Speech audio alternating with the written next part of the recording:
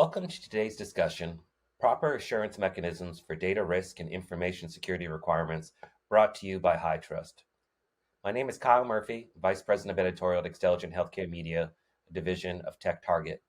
My team and I cover the healthcare information technology space to educate professionals at provider, payer, and life sciences organizations about best practices and tools for improving efficiency, outcomes, and satisfaction across the healthcare system. And today I'm delighted to be joined by Ryan Patrick, Vice President of Adoption at HITRUST. Before we start, Ryan, why don't you tell us a little bit more about yourself and your work at HITRUST? Yeah, thanks, Kyle. And let me start off by thanking you for inviting me here and having this conversation with me. I think it'll be one that the audience will enjoy. Somewhat thought provoking, but also very much educational. So, my role, as Kyle you mentioned, is VP of Adoption here at HITRUST. I've been at HITRUST just about a year, and you could think about my role as mostly from an education perspective, working with most industries, if not all industries, learning what HITRUST can do for them, but also learning from those industries in the market about what their challenges are and bringing that back internally. So you can kind of look at me as a conduit of information, somewhat of an evangelist. So I do a lot of educational sessions such as this to kind of tell HITRUST story. And it's not that I'm just an evangelist because I like to talk and hear myself speak. It's because my background actually comes very much from an operational and practitioner perspective. So for the last 10 years or so, I have used the HITRUST framework, among others,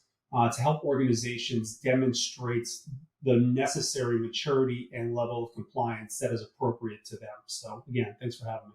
Well, thank you for being with us today. Now, let's dive into the discussion about assurance mechanisms, and let's start off with the first question here. Why is it important to establish trust using a reliable assurance mechanism? Yeah, great question. And kind of at the foundation of what's happening across the board is technology is ever changing. Environments are ever changing. The attack landscape is ever changing. So when you kind of start marrying a lot of those ingredients together, organizations trying to do business with each other, share sensitive data with each other, or even just as simple as access because they're a service provider of some sort. There's a level of trust that needs to be established in order for that relationship to really be fruitful and ultimately avoid any negative consequences. So if you look at things like ransomware, which is prevalent across the board, across the globe, phishing, other attack vectors, it's actually really, really scary how often it is happening. And if you do not have a level of trust, it really impedes the ability to do business. It impedes the ability to grow your own business, and it actually slows down the speed of business if there's not a reliable way to demonstrate your level of assurance, your maturity, your compliance as it relates to your business. So establishing that trust, like I said, is really at the foundation, but it's not as easy as, it may seem on the surface of just saying, hey, I'm doing all the things I need to do from a security and potentially a privacy perspective. Let's do business. There has to be something that is tried and true that's available and shareable so that those two organizations could have a collaborative conversation about how that relationship is going to work. It's a fair point about how everything is constantly changing. So I imagine, one of the challenges, with the current state of establishing trust is just keeping pace with change. But what are some of the other ones that also come to mind?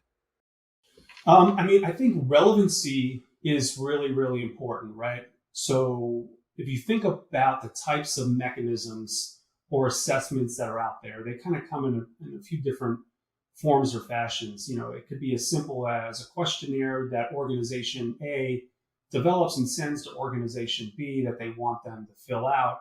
It could be something like the frameworks that we're going to talk about today, HITRUST, SOC 2, ISO, PCI, you name it. Or it could be somewhat of a collaborative conversation. And it begs the question, how relevant or how often is that assessment or that questionnaire being updated to be protecting against the most recent, the most dangerous threats and exploits that are out there.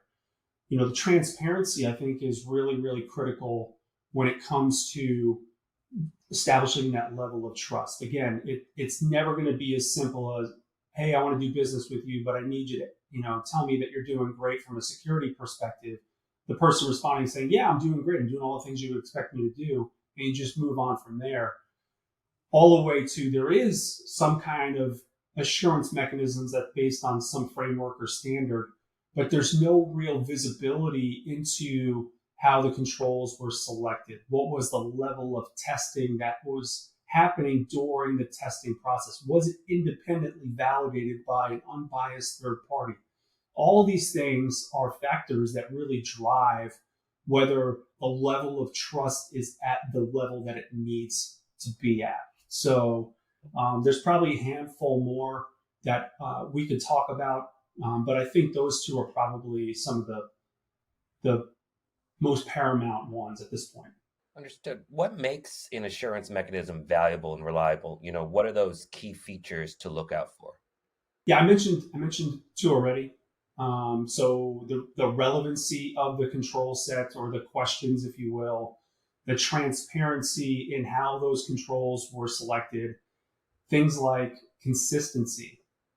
How do I compare assessments to assessments across my business community or ecosystem to make sure that the questions are covering all the controls that I deem important. And oh, by the way, if you are leveraging something like HITRUST, SOC 2, NIST, ISO, what is the consistency across reports as I receive them from different areas? So if I get a NIST report from one company and I get another NIST report from another company, and they don't match and the language isn't the same, so to speak, then it's really hard to decipher, is this an organization that I want to do business with? Because I can't really ascertain their level of risk as it relates to us doing business together. So, relevancy, transparency, consistency, the quality program, if there is one that it's based off of, I think are really, really critical to providing valuable, reliable assurances. It sounds like maybe a key flaw or a challenge is just variability in kind of choosing. And you're talking about different languages and whether they kind of correlate. How much of a burden does this put on an organization just to actually be able to collate all this information? I imagine it's significant in really trying to get to that level of trust and having that confidence in what an organization is telling you about how it manages and secures data. Yeah, it's a tremendous burden, right? So if you think about as simple as third-party risk management, even small organizations could have up to 30 different business partners or vendors that they may be sharing data, sharing access, whatever it may be. So doing an assessment on each one of those 30 vendors, and this is on the low side, can be pretty cumbersome just to do in one take. But when you multiply that by, hey, their environment's changing, I should probably take a look at this on a consistent basis, let's say annually, to ensure that the risk that I identified previously is still at the level that's acceptable a year later. And oh, by the way, what has changed from a controls perspective that is relevant? So what is the threat intelligence telling me is important? You can see when you start multiplying those types of factors, it becomes pretty cumbersome in trying to manage it. So, the variability between assessments, take SOC 2 as an example, each AICPA firm works with their individual customers to define what controls are going to be tested. So there's really no centralized authority or governing body that's kind of dictating what should be tested. So it's easy for controls to either be deliberately left out or maybe overlooked because the management team of the organization that's being assessed is making the determination on what those controls are. So I read a article earlier today that generally the average size SOC 2 has about 98 controls that are tested or criteria that are tested. On the low side, right around 32, on the high side, 233. So you can see right there, there's tremendous variability. And oh, by the way, each CPA firm, their auditors, those CPAs are the ones who are weighing in on whether that organization meets the criteria of that control. So you're kind of leaving it up to a quote unquote human to make that determination. So if you're comparing SOC 2 reports side by side, they can look tremendously different. And it's really hard to compare them side by side. So if you are that small organization that has 30 vendors, how do I look at all of my vendors or business partners to understand where my enterprise risk is, right? So let's take something as simple as multi-factor authentication. Now I've got to read through tens, if not hundreds of pages of SOC 2 reports across 30 organizations to identify where the controls for MFA are and decipher whether they're actually in place and how it's functioning, what's the capability of that control, so on and so forth. So the variability to me is one of the single most detractors from providing quality assurances because it makes life a lot harder. It makes me think, we talk about digital transformation over the past few years and how it's really accelerated changes in technology. So to me, it makes me wonder, I'm like, has it put an even higher priority on these mechanisms, making sure that they're relevant, making sure that they're recent and updated? Is that even more necessary as a result of just the changing dynamics of technology, just how different industries are leveraging more technology more quickly than they did before? So I'm going to answer that in two ways. One, as a security purist, right? Security professional purist, and then something a little more practical. So as a security purist, I would love to sit here and tell you that everybody is thinking about how digital transformation has, one, probably revolutionized their lives, but two, has presented new, unique risks to their organization, and they need to start paying attention to those and actually addressing them. The practical side of me will tell you that that's not necessarily the case. And if you look at the news on a daily basis, breaches and security incidents and disclosures are happening every single day. So as much as digital transformation and the technology boom, if you will, all this great capability that's coming out every single day, it's helpful, but it's also harmful. And I really think it's the fact that people are suffering incidents and having disclosures that's driving things more than them just saying, oh, I need to do this because it's the right thing to do. Does that make sense? Really fair point. It's excellent. I mean, we started out at the top talking about how the risk factors have changed and the threat vectors are multiplying. So, even if you're transforming on one end, the threats to your organization, your technology are also in parallel, or maybe, it's more likely they're changing quicker, the permutations. I want to bring it back to, a formalized approach. So, are there downfalls for when organizations forego the formalized approach and use their own questionnaires instead? Oh, absolutely. In multiple ways. One, and I touched on it in previous comments, if you are simply utilizing some kind of proprietary questionnaire, a questionnaire that your organization develops, that automatically forces you to be doing analysis, probably at a weekly basis, but probably realistically on a daily basis to understand how should your question sets or your control set be changing based on what's happening. We just talked about digital transformation and all this new technology, right? Keeping abreast on the newest technology and the security implications of that technology could be a full-time job in and of itself. But what about the threat landscape that is interacting with this new technology? You need to keep on top of that. So it immediately becomes a resource gap in trying to maintain again, the relevancy of those questions, but making sure that you're asking the right questions, right? And getting at the information that's important in order to protect your own organization. To come at it from a different perspective, think about all of your vendors, customers, business partners who have vendors, customers, business partners, and the unique questionnaires that they're filling out for all of their all the folks in their community, if you will. It is wearing people out, and it is not sustainable whatsoever.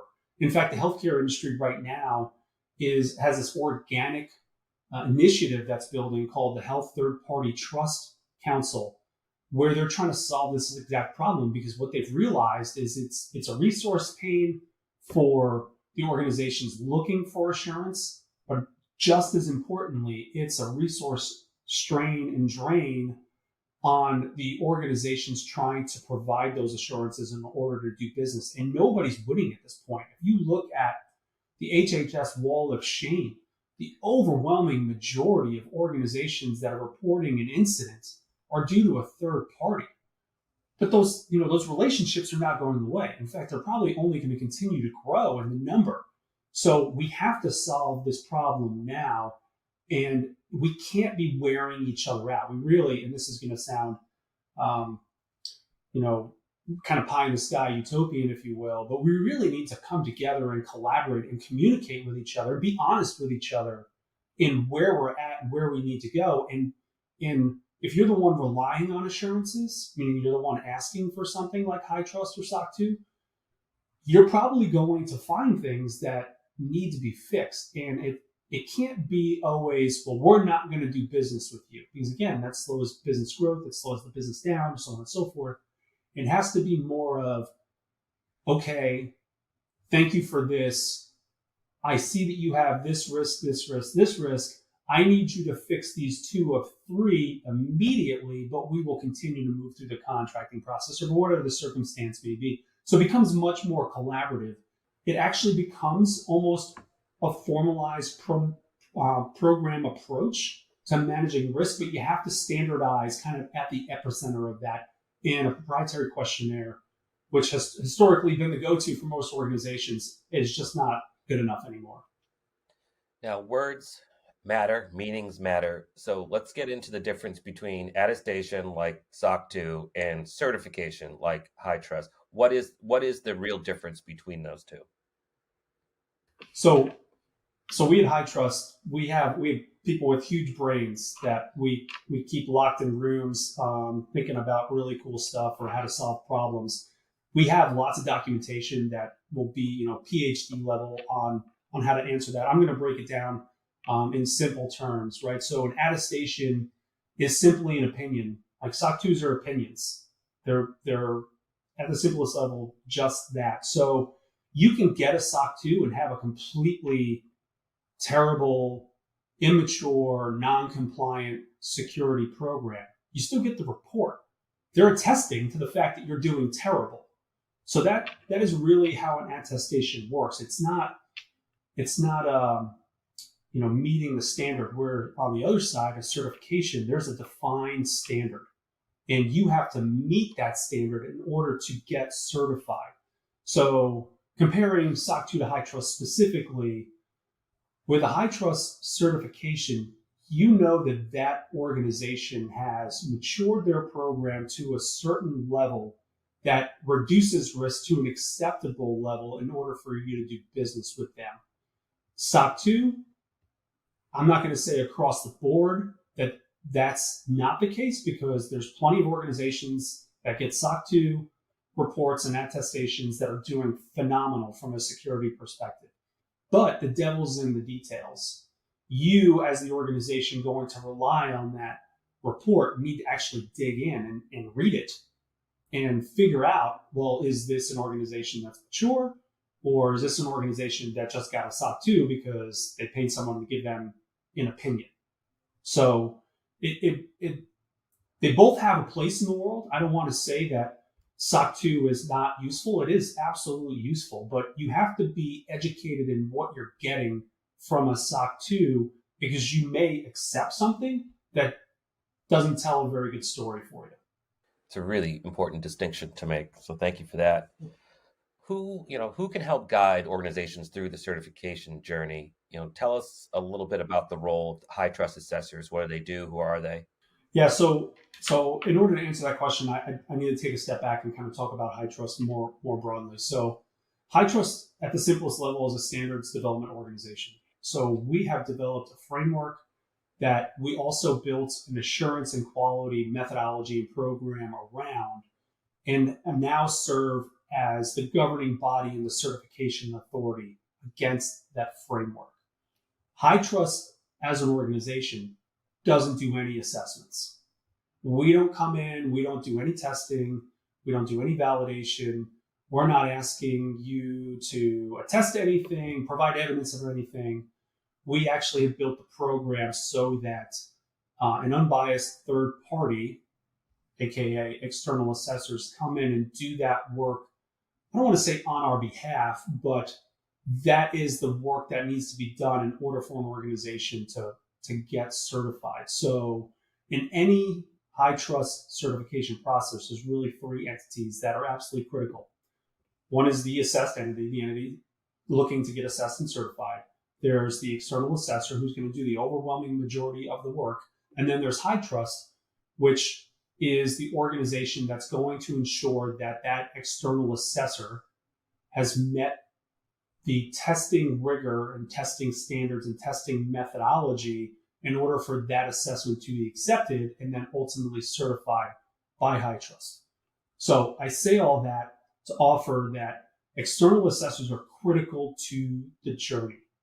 Absolutely critical. As someone who used to be, as I like to say, a recovering assessor, someone who helped hundreds of organizations get high trust certified over the years, I can tell you that you want to get an external assessor in as early as possible in the process, because they are doing this every single day. They are working with us at High Trust every single day to understand what the standard is, getting feedback from our QA team, reading the advisories on how the framework is changing, the standards are changing, because we're updating our framework, our methodologies pretty consistently. In most cases, less than annually. So around 6 to 12 months, we're updating things generally to keep up to date with what's going on in the world. Those assessors are the ones who are doing the homework on a daily basis. So you can't go it alone. At some point, you need to bring them in. But if you try to start without them, you may be going down a path that will end up being more painful. So kind of think of them as your Sherpa. They're going to be your guide, but ultimately down the line, they're going to be the ones that are going to do the testing and validation. So their opinion matters, right? So trust your assessors, trust the process. And like I said, get with them as early as possible. How difficult is it to attain high trust certification, and how have the introduction of new pathways addressed some of those historical obstacles to achieving high trust certification for some organizations? So like any good security professional, I'm going to answer your question with, it depends, right? So historically, I've called high trust a significant emotional event, because the birth of high trust set a standard, and the assessment that was available was difficult. It's very comprehensive. It's very rigorous. It's very thorough. It's going to look under the hood and dig and dig and dig and dig. And those assessors are going to be the ones that are digging, but also offering an opinion and advice on how to close gaps. So it is difficult, but that is why it's considered the quote unquote gold standard in a lot of ways, is because it's not binary. It's not yes or no. It's not trust alone. It's trust but verify. So for the historic assessment that High Trust has had prior to last year, it was going to take some time. But on the back end, organizations definitely got better, and that's what made me a believer. Last year, High Trust expanded its assessment portfolio. So that historical assessment was rebranded from high trust validated assessment to the high trust R2 assessment, which stands for risk-based 2-year certification. So that's the one assessment that is actually tailorable. So if you're familiar with high trust is mapped to roughly 40 authoritative sources. So think of other frameworks, standards, regulations, so on and so forth. You can actually pull those in through the R2 assessment, which in some cases will make the assessment bigger, but you'd be able to report out comprehensively against those authoritative sources via the R2. Last year, we came out with the I1, which is focused on moderate risk organization, and the I1 stands for implemented 1 year. So the assessment, unlike the R2, which is looking at 5 levels of maturity, everything from policy through are you managing this control, the I1 is solely focused on implemented functioning controls. So the level of effort has come down a little bit. The rigor and the thoroughness has not changed. It still goes through the same assessment process as the R2 assessment, but we're only looking at one maturity level, and that's focused on the leading security practices. That assessment is about 182 controls, static, so it's not changing. It won't change based on your level of risk or the ability to tailor, because it's not tailorable. This year, we came out with a new assessment that's really focused on low-risk organizations. And that assessment is called the E1, or Essentials 1 Year. So this is the floor, the absolute essentials from a security perspective that any organization should be doing.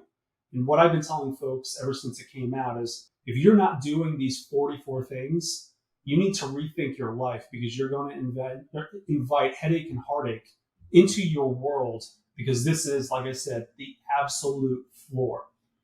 So because we built the 3 assessments, we call it traversable. We built them to be traversable, but think about them like a nesting doll.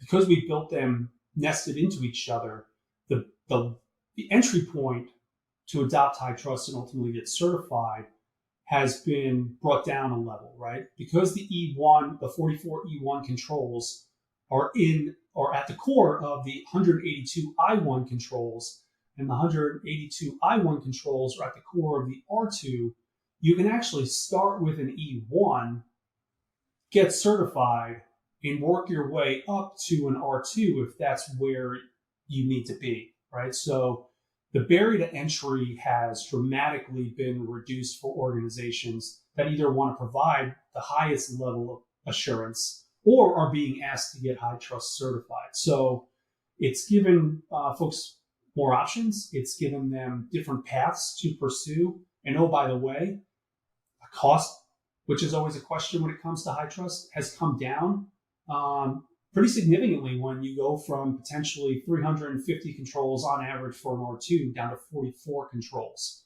So you can actually get on the path or start to explore the high trust journey at a much lower price point than you were previously. Is it worth it? Like, what is the business value of choosing high trust, together with or in place of something like SOC 2? So I'm biased, right? Clearly I'm biased. But I have enough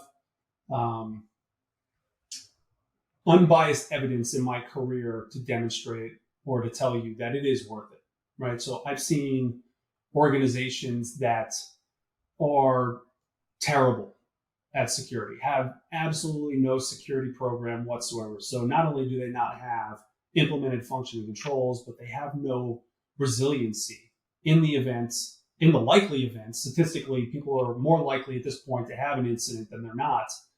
In the likely event of an incident, they have no resiliency built in. They would have just suffered the incident, and in some cases, I read an article this morning, organizations are going out of business after an incident, and that's not something anybody wants.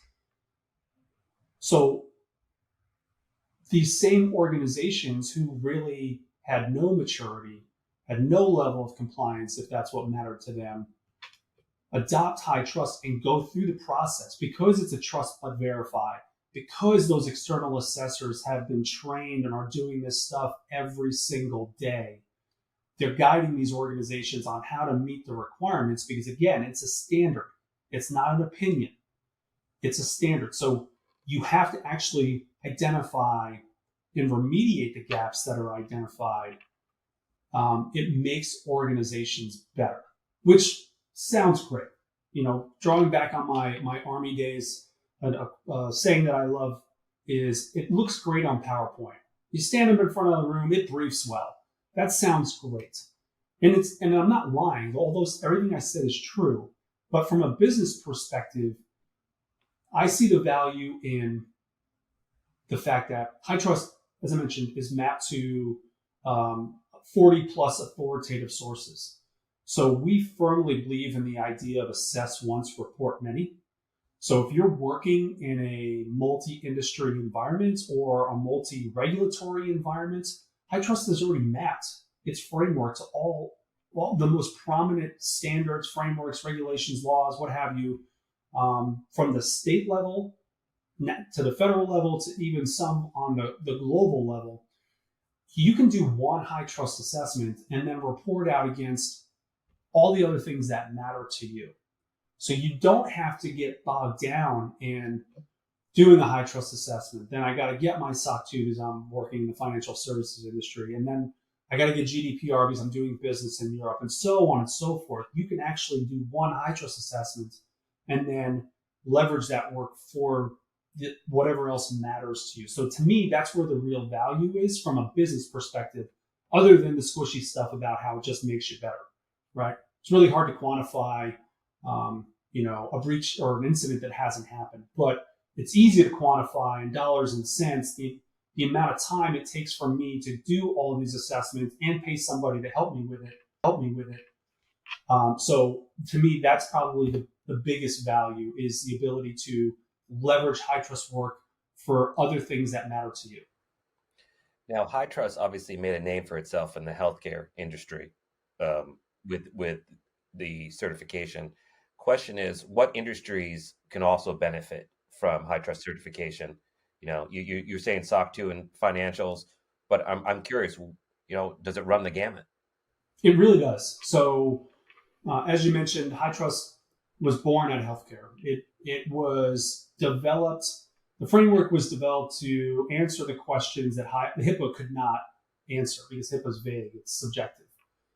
HITRUST was born to solve that. It's very prescriptive.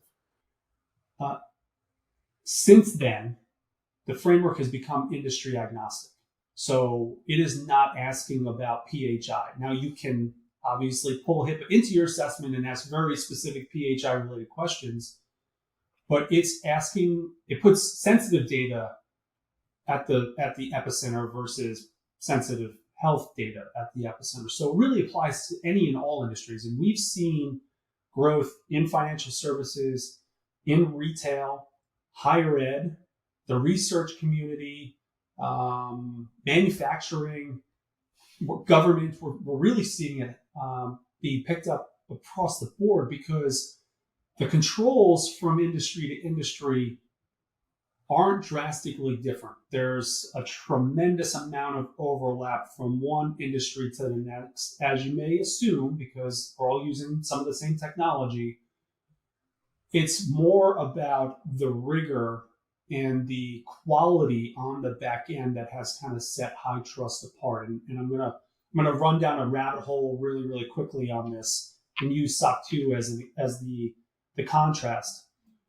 For any and all SOC 2 attestations, there's really only two levels of quality assurance.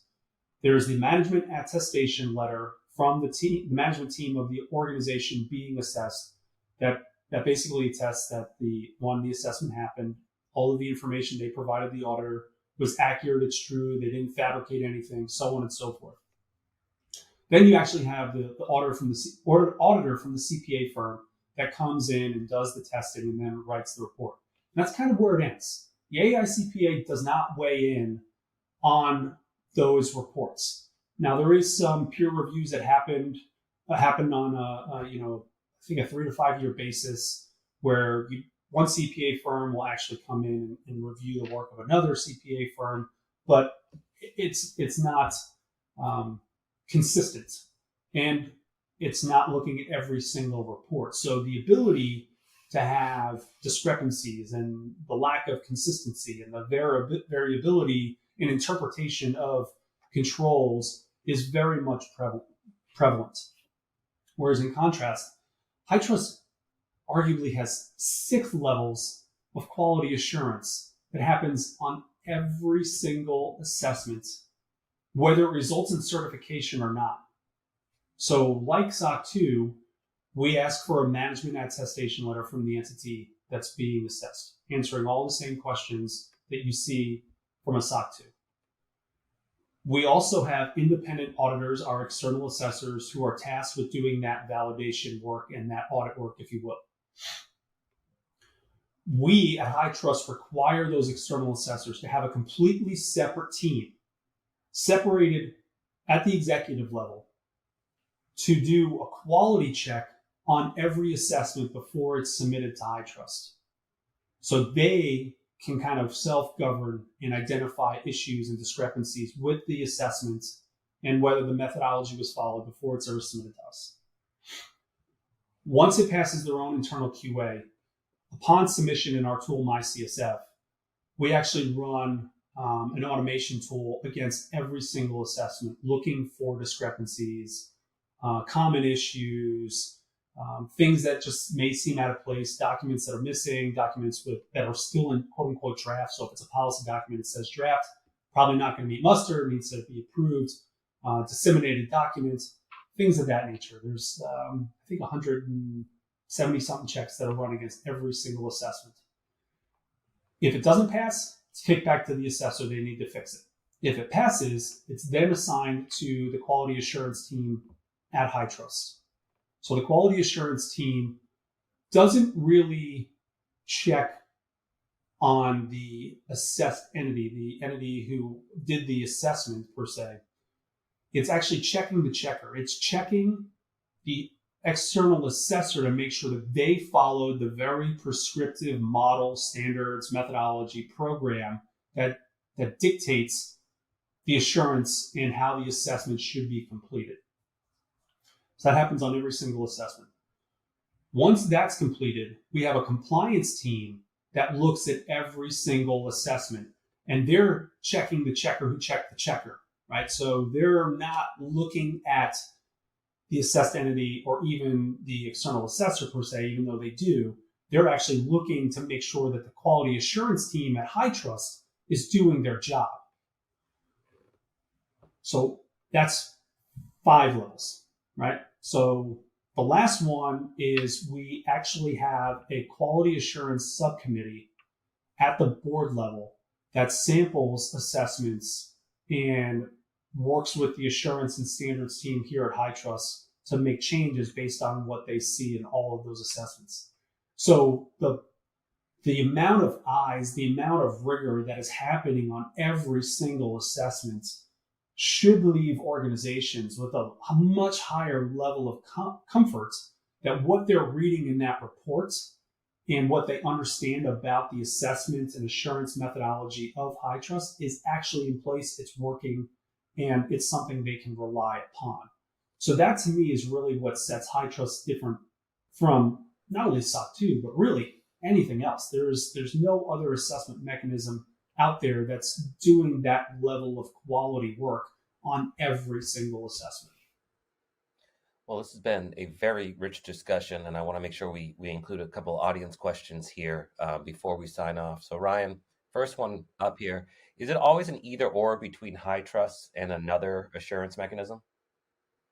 No, not specifically. As we talked about here today, there's organizations that are working in multiple industries, and some industries have preferences and they're comfortable with assurance mechanisms over others. And what we've seen probably most prominently is organizations that will actually do what's called kind of cert stacking, quote unquote, where they will not only do a HITRUST assessment, but they will also do a SOC 2 on top of that, so they can utilize the vernacular that's relevant to that industry to their advantage, but not do a separate assessment altogether. If you think about the overlap that I mentioned, there's a lot of work that can be done to satisfy both. So there are options on the table. I recommend organizations get with external assessors to explore those options as it relates to your organization. I've seen one organization, they did HITRUST, SOC 2, and PCI really all in the same assessment. So they walked away, one assessment, one cost up front, walked away with 3 different reports or mechanisms that they could utilize as it made sense for them. I have to imagine the way business is being done these days with so much overlap that having that kind of flexibility is essential for organizations to be able to work with a lot of different clients. Is that fair to say? That is extremely fair to say. And I think what we're seeing, because there's so many organizations that are bleeding across industry lines, they're clamoring, they're pushing for this capability to work, because there's a lot of very large organizations, even medium-sized organizations, that get into this audit loop that they never leave. They're being audited all year long, and some organizations have the capacity to do that. Most don't. So we see a lot of organizations coming to us and to other stakeholders like us out there, and trying to figure out, how do we collaborate? What kind of reciprocity is there available so that it alleviates the burden for organizations to be able to demonstrate what's relevant to them. All right, and then our last audience question, how does an organization get started? Where do they go to learn more? I recommend that you do 2 things. One, contact HITRUST immediately. So you will need access to our tool, MyCSF, to understand what controls are relevant to you. In addition to that, MyCSF brings you a tremendous amount of capability. We didn't even talk about the shared responsibilities model, working in the cloud, how you can leverage the work of your cloud providers within the HITRUST MyCSF in order to reduce the burden on getting through that assessment process and making it more comprehensive. So I recommend you get with HITRUST as soon as possible. We can start to set you down the path and help you understand what assessment is most appropriate for you, maybe at the beginning, and then moving to something higher level. So think about E1 to R2. But I also recommend you get with an external assessor. Their opinion matters. They're going to be your Sherpa, as I mentioned. Those are the 2 things that I would recommend you do. Get with HITRUST as soon as possible, and then get with an external assessor and have them work with you to benchmark your organization or the program, if you will, and then work to meet the standard. And before we sign off here, Ryan, just a quick follow-up question. Who are these assessors, and how can our audience members learn more about them? Yeah, so right now, HITRUST has roughly 100 approved and authorized external assessors that you can find on our website.